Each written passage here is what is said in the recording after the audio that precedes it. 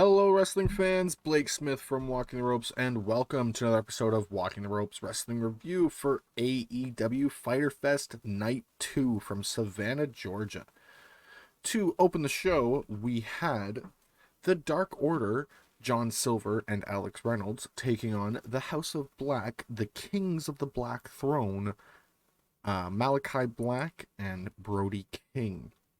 Dark Order are pissed off for Adam Page and look to get revenge tonight, but the House of Black are a dominant team. Alex and Black start out and go back and forth exchanging throws, and Alex uses his speed to avoid the big chop from the fresh Brody King, and then makes the tag to Johnny. Silver comes in and locks up with the Mountain of a Man, and John takes it right to Brody and starts to get the better of him with hard shots and then double teaming him with Alex. They then double team Black and continue to control the pace. Black and Brody take control when the action spills outside. They target and isolate Alex in their corner, tagging in and out, and once Alex fights back to the corner and makes a tag to John again, he picks up the pace as soon as he is in. They double team Black and then it spills to the outside where Black is dealt with. The Dark Order then double teams Brody, but the fall is broken up by Black, and then they hit Dante's Inferno for the win. After the match, Darby Allin jumps Brody, and Sting targets Black, and they just kind of stand off on the stage and then walk away from each other. For my WTR scale, I gave that a great. I think that was a fantastic way of booking this whole thing. And for my stand-up performer of the match, it goes to John Silver. The man is just amazing. We then get Miro talking about his god once again. He asks if they made a deal with the devil to stop him. Since the mist hit him, he feels time is running out. He needs to join them or rip off their heads. He asks if he has sent the House of Black to destroy him or recruit him. For my WTR scale, I gave that a great. I think this is going to be an interesting feud. We then get what I thought was going to be the main event, the Ring of Honor World Championship, Lee Moriarty versus the champion, Jonathan Gresham. Jonathan Gresham is flanked by the entire Tully Blanchard Enterprises, and they waste no time brawling and turning this into a straight fight. After Gresham turned on Lee Moriarty last week, Lee is taking it straight to Gresham on the outside. They get back in the ring now and start to exchange hard shots, and Gresham starts to use his newfound heel antics to cheat and get the edge. Both men gain control for a moment, and then quickly it's stopped by the other. Gresham starts to roll as he wears down Lee inside and outside of the ring. Lee, though, starts to show some life, hitting a big dropkick only to be stopped by the octopus lock, and Jonathan gets the win. Tony Schiavone talks with Jonathan Gresham about his win and says that the fans have no idea what they're talking about and what they just saw. He says he will outclass and out-wrestle everyone in AEW, till he says he's the best today and maybe ever. But Claudio Castagnoli comes out, and it seems like he has something to say about this. For my WTR scale, I gave that a great. My stand-up performer of this match goes to Jonathan Gresham. The guy is just fantastic. Christopher Daniels talks about Samoa Joe and says he has a lot of respect for him. He says he's one of his greatest friends. Says that the best time to talk about Joe is when he's not here.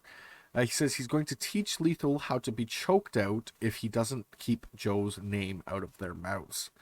But he also says if they don't, he'll slap it out himself. My WTR scale, I gave that an okay. I mean, it's kind of interesting for sure. I'm looking forward to seeing where this goes. I imagine it's just going to be a loss for Christopher Daniels, unfortunately. We then get Charlotte and Robin Renegade versus Chris Statlander and Athena. Chris and Athena look to make a statement tonight and show the baddies just how effective they are. Charlotte and Robin look to prove them wrong, but it doesn't take long as Athena and Chris take control and slam down Robin, and then the match finally starts. Charlotte gets laid out by the O-Faced, and Athena gets the win. After the match, Layla Gray starts yelling at them, and the interim baddie gets laid out as well, but before they can double team her, the baddies come in and slam down Chris and Athena. For my WTR scale, I give this whole segment an okay. I mean, it's interesting for sure, but it feels like we didn't necessarily need to have the match.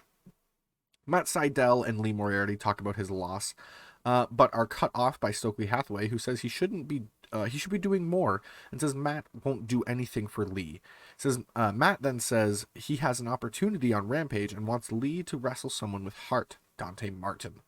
For my WTR scale, I gave that an okay. I'm looking forward to that match. Lee Moriarty and Dante Martin are two fantastic young performers. The Guns explain why they turned on the Acclaimed, and the Gun Club come out. Billy says everyone loves the Acclaimed, and he does too. He comes a time when Daddy Ass has to drop the hammer, and I guess that's now. The Acclaimed come out with no mics this time, and Billy tries to cool things off and says that it can only happen one more time, and he asks to be scissored. It doesn't get it, and the Acclaimed take out the Guns, and then Max gets on the mic and starts to run down the Guns. They ask if everyone wants to see them beat down the Guns tonight, and the Guns don't want to do it, so they leave. For my WTR scale, I gave that a great. The Acclaimed are officially faces. Mark Henry talks with the main event competitors tonight and asks Andrade why he chose Private Party. Andrade says he believes in them, and then they start to kind of argue about him, saying, well, you didn't call us, you didn't do this, you didn't do that. So it seemed like they weren't going to be part of La Faction Ingobernable. But it appears they might be, or they might just kind of be a group outside of it or something. I don't know. They are fine with it, it seems, as they just kind of want to show off tonight. Penta says removing their masks doesn't make them better than them, and Phoenix says they're pieces of trash. For my WTR scale, I gave that a great. I'm looking forward to the match. I mean, they are fantastic performers. Private Party is definitely one of the future tag teams coming up. The Lucha Brothers look to finally get some revenge against La Faction, and they are going to do so by making Private Party their statement. Party takes control to start out, but Penta and Phoenix come back and they spill to the outside. Private Party takes control for a moment, and both teams are going so quick, the momentum just shifts like that. Private Party starts to roll after Andrade starts to get involved while the ref is distracted. Private Party are enjoying this as they wear down Penta and pull on the masks whenever they get a chance. Penta then explodes to life and fights to the tag, and Phoenix comes in and takes control of both men as he starts to roll and kick and fly his way around the ring, only until Private Party is able to grab him and set up a double team, laying him out. Phoenix takes a massive beating and then makes the tag to Penta, allowing the Lucha Brothers to roll once again. Private Party, they throw them right into each other instead of doing their own moves. Andrade then distracts the ref, and Jose distracts the ref. Andrade comes up on the apron, and he's quickly dealt with. This allows for Roosh to sprint down to the ring. The commentators were hinting that they had seen Roosh in the building today, so it was interesting he was not at ringside, and this is why. He comes out and he tries to cost the Lucha Brothers their match, but they quickly deal with Roosh, and they roll up Quinn and get the win. For my WTR scale, I gave that a great. I thought that was a fantastic way of doing this whole thing. And my stand-up performer of the match goes to Penta Oscuro. I absolutely enjoyed every second of that. For my overall of the show, I gave it a great. I think that was exactly how a Rampage should be booked. I mean, you had lots of matches and lots of action, and you built some good matches for the upcoming Ring of Honor pay-per-view. My segment of the night goes to Claudio and Gresham. That match got confirmed during the main event, or just before the main event, and that is going to be an absolute barn burner. Those two are going to kill it, and if Claudio wins, that'll be his first ROH World Championship, as he never did win it in Ring of Honor in his first run. My match of the night goes to the Dark Order versus the House of Black. I thought that was a fantastic match. A great way to open the show for sure. And really stood the test through the whole show as they went on. My performer of the night goes to Jonathan Gresham. The guy is just fantastic in the ring, and his new heel work has been just amazing.